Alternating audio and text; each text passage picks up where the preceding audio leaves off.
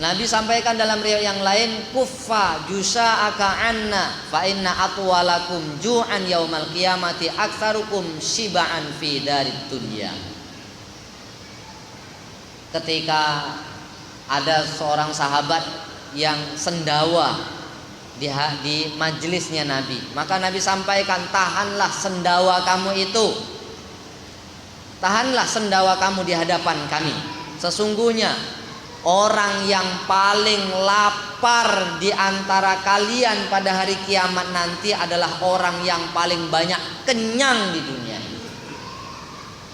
Kalau awak tengok hadis ini, ini jangan-jangan aku nih, jangan-jangan awak nih lapo macam tak pernah aja.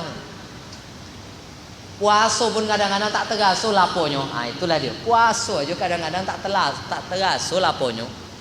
Macam mana? Kata Nabi Shallallahu Alaihi Wasallam, orang yang paling lapar di akhirat nanti, orang yang paling lapar di akhirat nanti adalah orang yang paling sering kenyang di dunia. Nabi sudah sampaikan di dalam riwayat yang lain dan para ulama sudah menjelaskan bahwa lapar itu akan menyebabkan hati orang-orang yang sakit terobati. Manakala kita punya penyakit hati, dengan sebab lapar itu sakit yang ada di hati kita ini akan terobati. Sakit hati itu bukan hanya sekedar ada orang yang mengatakan keburukan tentang kita terus, aduh mak sakit betul hati aku. Bukan itu aja. Itu sebahagian. Sakit hati itu tandanya sholat malas, zikir pun lah lemah dah.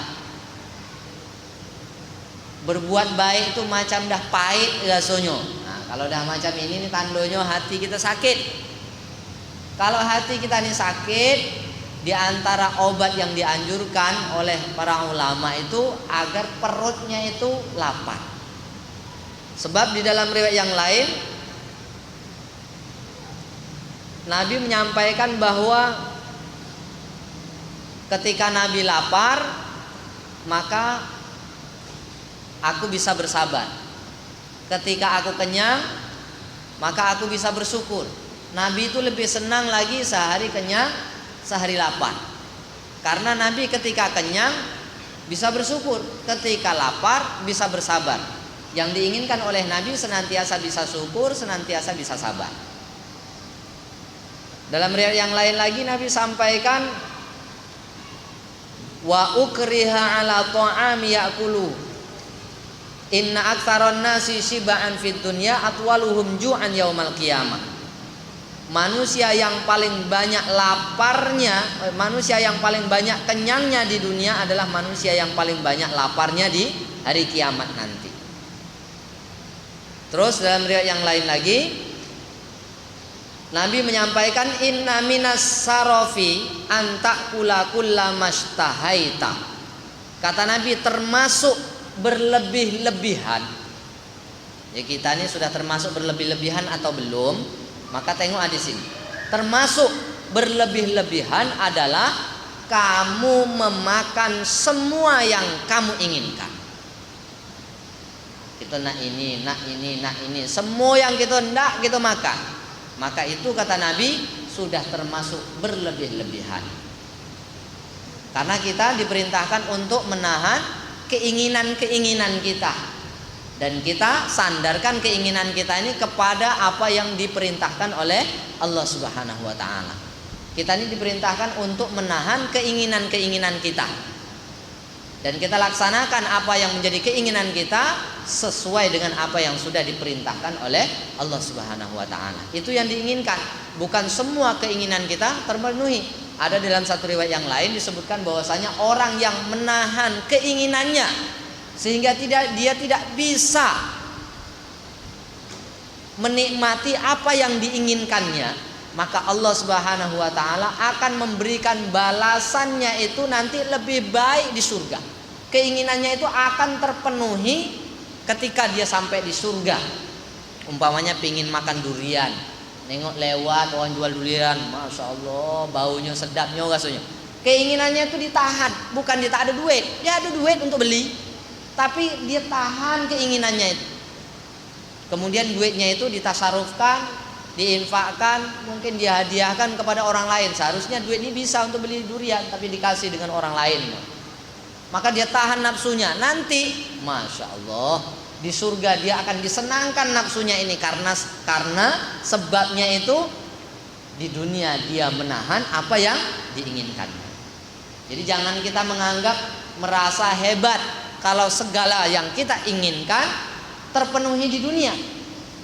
Karena ini termasuk kata Nabi orang yang berlebih-lebihan. Jadi walaupun kita bisa memenuhi apa yang menjadi keinginan pribadi kita, maka agama tetap menahannya. Agama memerintahkan agar kita ini menahan keinginan-keinginan kita agar nanti terpenuhi semuanya di dalam surga. Di dalam riwayat yang lain, suatu ketika kata Ibunda Aisyah, dakhalan Nabi al-baita fara'a kisratan mulqatan fa akhadhaha famasaha thumma akalaha wa qala ya Aisyah akrimi kariman fa innaha ma nafarat an qaumin qattu fa'adat ilaihim. Kata Ibunda Aisyah, suatu ketika Nabi masuk ke dalam rumah. Waktu itu Nabi melihat ada roti yang sudah hancur, dilepak aja di situ. Jadi roti yang sudah hancur-hancur itu, ya 9 roti lah, nah, dilepak aja di situ. Kemudian Nabi SAW mengambil remukan roti itu, terus diusap-usapkannya dan disampaikan kepada Ibunda Aisyah, wahai Aisyah, roti ini akan kembali kepada pemiliknya. Maksudnya rezeki yang sudah Allah karuniakan kepada seseorang, manakala dibuang, dia mubadzir, Allah Subhanahu wa taala, dia nih roti ini akan mengadu kepada Allah Subhanahu wa taala. Dia akan protes kepada Allah, ya Allah, aku sudah dirizkikan kepada si fulan, tapi oleh si fulan dibuang. Jadi dia protes. Makanya dalam Al-Quran Allah Subhanahu wa taala sebutkan mubadzir itu membuang sesuatu itu kawannya setan. Dia berkawan dengan setan. Maka kita tengoklah sekarang ini berapa banyak kadang-kadang orang yang sudah dikaruniai oleh Allah Subhanahu wa taala makanan makan. Begitu dimakan baru separuh dah dilepak gitu aja. Tak dihabiskan, ngambil nak banyak-banyak sesuai dengan keinginan nafsunya, padahal perutnya itu berapa suap lah. Begitu disuap 5 suap atau 10 suap dah penuh, ngambil banyak-banyak sesuai dengan nafsunya. Akhirnya apa? Mubazir jadinya. Kadang-kadang ada pula orang protes, begitu kita makan bersih habis semuanya. Emak, lapo betul budak ni ah, dia cemek pula orang yang buat macam tu. Ini pula yang jadi masalah kita nih.